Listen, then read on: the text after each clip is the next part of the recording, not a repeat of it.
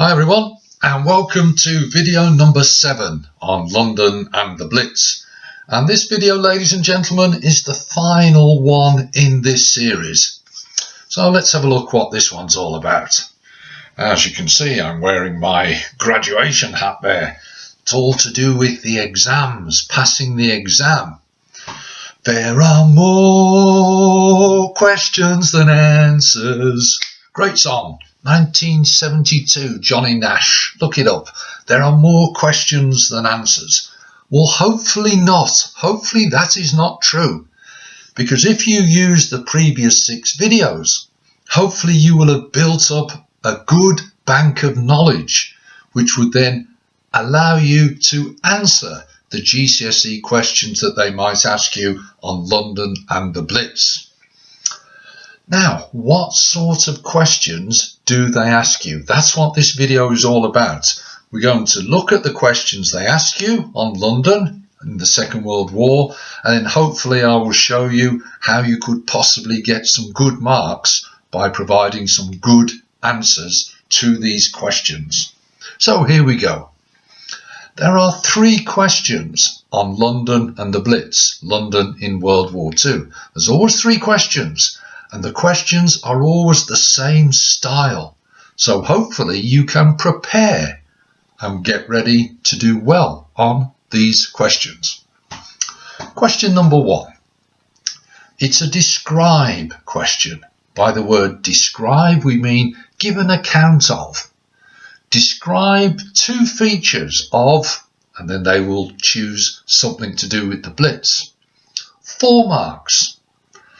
Don't waste time on this question, ladies and gentlemen. It's a simple, straightforward question. My advice to you is to maybe do 4 or 5 minutes answering this question. Describe 2 features. Well, let's have a think. What about, here's an example. Describe 2 features how the government kept the morale of the Londoners high during the Blitz. Describe 2 features of that. Now, you've got to divide it into 2. Keep it simple, like I said, and answer like this. First of all, identify 1 feature. 1 feature that the government used was they used propaganda to spread a positive image. Full stop. You've identified 1 feature. That will give you 1 mark. But we want to build on that. So you develop that particular feature. You give some examples. So you could then say, the government used films like In Which We Serve, or they produced posters like Keep Calm and Carry On, or Dig for Victory, to show the British people that they could win if they stayed united and positive. Full stop. You've identified a feature and you've developed it and given some examples. That gets you 2 marks. You've done 1 feature. Remember though, the question asked for 2 features. So you need to think of a second one. Something like this. The second feature the government used was they wanted people to still go out and be entertained, to keep positive during the Blitz. Full stop. You've identified the second feature, entertainment. Then you develop it and give some examples. This meant that up to 16,000 people outside of London could go and watch football matches. 8,000 limit on the matches in London. This meant that the government encouraged people to go to the dance halls like the Astoria to do the new dances from America like the Jitterbug. This helped raise spirits despite the bad experience of the Blitz. Full stop. You've explained, developed, given examples of the second feature. That will get you the full 4 marks. So you can do 4 sentences. Feature number 1, identify it, 1 mark. Develop and give examples, 2 marks. Feature number 2, identify it, 1 mark. Develop and examples, 2 marks. Question 1. A nice, simple, straightforward question. Maybe have a go at this. Here's another type of question for question 1. Describe 2 features of the cabinet war rooms that made them important in World War II. Now, I'm not going to give you the answers to those, but you could go back and look at video number 6 and see if you could build an answer which will give you 4 marks. Have a go. So that's the first question, question 1, a describe. Let's have a look at the next one, question 2a. In the first question, the one I've just looked at, it was all about your knowledge. With question 2a, yes, you need your knowledge, but you also are given 2 sources of evidence. So they give you some information for you to use. That will help you. And the question, they give you 2 bits of evidence, source A and source B. And then the question, how useful, keyword, how useful are sources A and B for an inquiry into, and then whatever they've chosen, something to do with the Blitz. Use sources A and B and your own knowledge. 8 marks. It's a bit more difficult than the first question, so there's more marks. Therefore, you will need more time. My general rule for you, my advice, anywhere between 10 and 15 minutes, about 12, 13 minutes you would need to spend on this question. First tip, if they've given you 2 sources of evidence, A and B, and they've said how useful are they, ladies and gentlemen, my advice to you is in some way they will both be useful. Don't say, oh, source A is not useful at all, or source B is not useful at all. No, no, no. They will both be useful to some extent. You have to give your judgment as to how useful you find each source. Now, how do you do that? Well, the next 5 minutes of this video, hopefully, will explain how to do that. Before I get onto that though, here's a little known strange coincidence. What do me, Mr. O'Toole, what do I have in common with Top Cat? Top Cat, fantastic cartoon. Any ideas? No, of course not. Well, we both came into the world in 1961. I was born in 1961 and the first episode of Top Cat was 1961. One of my favourite cartoons growing up as a child. Top Cat, the most effectual Top Cat, whose intellectual close friends get to currency see, providing it with dignity. Top Cat, the indisputable leader of the gang. He's the top, he's the tip, he's the championship, he's the most tip-top badass. Top Cat, yeah. Sorry about that, one of my favourites. Top Cat, what am I on about? Top Cat isn't going to help us do well in this question. No, but Nop Cat is going to help us. Nop Cat, what's that all about? N-O-P-C-A-T. If you can understand Nop Cat, then you can do well on question 2A in this exam. So, Nop Cat. Let's have a look at Nop first. N. N is for nature, the nature of the source of evidence. In other words, the type of source. Identify it. Is it a letter? Is it a photograph? Is it a diary? Is it a newspaper? Is it a government report? Okay, what type of source is it? But then, to get you the higher marks, once you've identified the nature of the source, you use that to explain, to link it to how useful it might be. A letter might be useful because it's showing one person's view. Or a diary might be useful because if it's just writing a diary, would you tell lies or would you be reliable and tell the truth if only you are going to read it? So always think about the N nature, what type of source. O, the origin of the source. Who wrote it? When was it written? You identify that. And then link that to how useful it is. Is it a government official document? Or is it personal? The origin of the source. Have a look at that and then try and think and link it to how useful that might make the source. The P for NOP. P for purpose. Why has the source been produced? Is it personal, like a diary? Or is it a newspaper? Or is it from the government? Maybe they want to put forward their idea, especially in times of war. Is it censored? Is it propaganda? Is it one-sided? Is it biased? Does that link to how useful the source is? So we call this the provenance of the source, the nature, the origin, the purpose, NOP. Think about those things when you are analysing the source and then deciding how useful it is. Now, what about the CAT? C. C for content, the comprehensiveness, the detail in the source, what the source is actually showing us or telling us. Is it limited? Have they missed bits out? Or is it very detailed? How would you check that? You would measure it against your knowledge.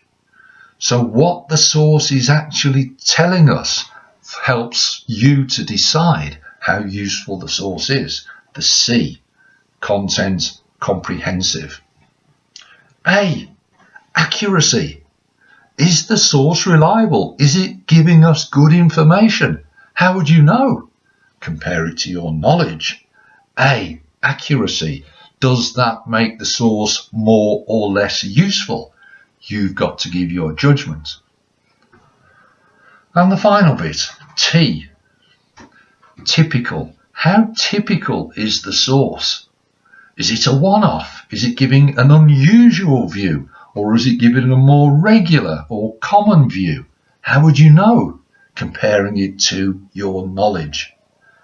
So NOPCAT, the content of the source, the provenance of the source, the context of the source, who wrote it and all that. They will help you to make your judgment. So remember at the start I said maybe 12, 13, 14 minutes for this. I would answer it in 3 sections. 1 paragraph on source A. What is source A saying? How useful is it? 1 paragraph on source B. What's it saying? What's it showing? Usefulness, using NOPCAT for both of those paragraphs. And then your final concluding paragraph. Remember the question asked you right at the start. How useful are sources A and B? So in that final section, you give your judgment. Yes, they are both going to be useful, but how useful are they? Is one more useful than the other? And you will explain why that is based on content and NOPCAT. So that's question 2A. 8 marks are available. Try and think of TOPCAT, NOPCAT, get your teacher, use the textbooks, do some practice questions on that. Hopefully you'll do well. And the final question, ladies and gentlemen, in the exam, question 2B, 4 marks. I would say maybe at least 6 or 7, maybe 8 minutes for this one. They will choose one of those 2 sources. Remember your source A and your source B. Let's say source B, we'll just pick it. And they'll say this, study source B. Well, you'll already have studied it for the previous question, so you'll know all about it. They then say this, how could you follow up source B to find out more about, and then whatever the particular part of the Blitz was that source B was talking about. So it's asking you to be the historian here. How are you going to get more information? What would you do? they give you a little table with 4 different sections in as a guide to help you use that table, fill in the table. 4 marks, 1 mark per point in the table. The first one they'll say is detail. What detail in source B would you follow up? So you look at source B and you say, aha, let's say, I don't know, let's say it's about an air raid shelter.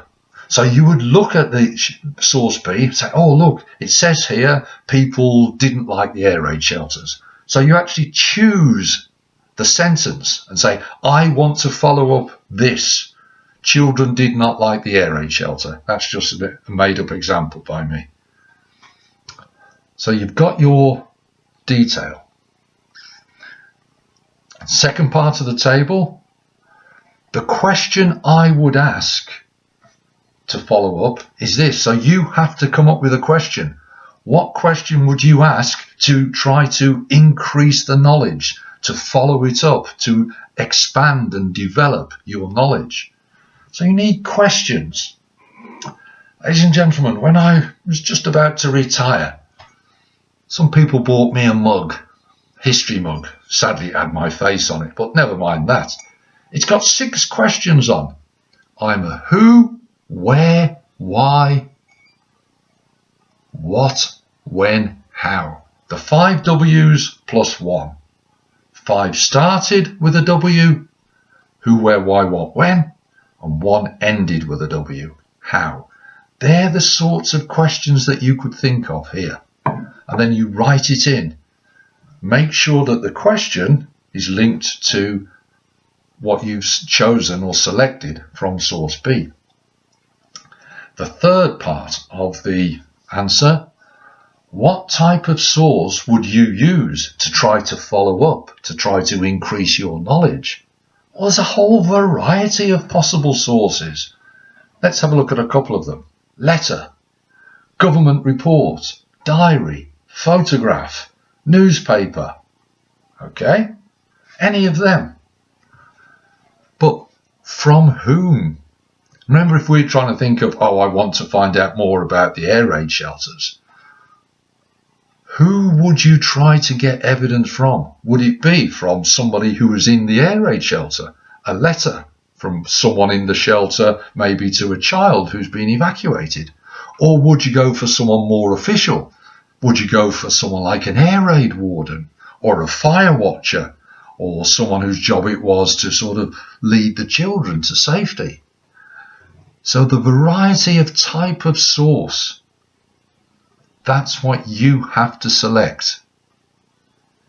And finally, how might this help to answer your question? Remember the question you've chosen. How might the source help you to answer that? And you would start off by saying, look, the source would help me answer the question because. And then you explain why you think you've chosen that type of source, why it would give you the extra detail, the extra information, the extra understanding to follow up. 4 marks for that. Again, get your teacher or use the textbooks to plan and have a go at some of the practice questions. Old exam papers are very useful for that. So there we have, ladies and gentlemen, the Blitz. You've now got 7 videos. 6 gave you knowledge, and the final one, this one, was showing you hopefully how to use that knowledge to tackle the exam. You're now ready to put it into practice. So Johnny Nash, way back in 1972, he wasn't correct. There are more questions than answers. Not for you. You hopefully now have got everything you need to answer all the questions. And with a bit of luck, you're the top, you're the tip, you're the championship, you're the most tip top cat. You can do well and get top marks in this part of the exam. As ever, ladies and gentlemen, I hope it's been useful. The Blitz, London in World War II, 7 videos, all there for you. All the best now. See you soon.